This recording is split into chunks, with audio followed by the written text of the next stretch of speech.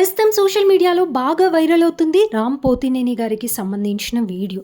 నిజంగా చెప్తున్నా, ఎవ్వరికైనా ఇలాంటి పరిస్థితి రావద్దు. తనకి ఒక వీరాభిమాని అసలు ఆరోగ్యంతో పోరాడుతుంది అనే చెప్పాలి. ఈ అమ్మాయి పేరు శశి.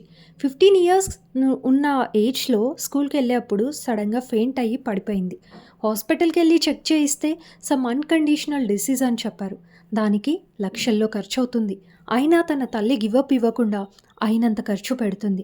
ప్రస్తుతం వారు తినడానికి తిండికి కూడా ఇబ్బంది పడుతున్నారు.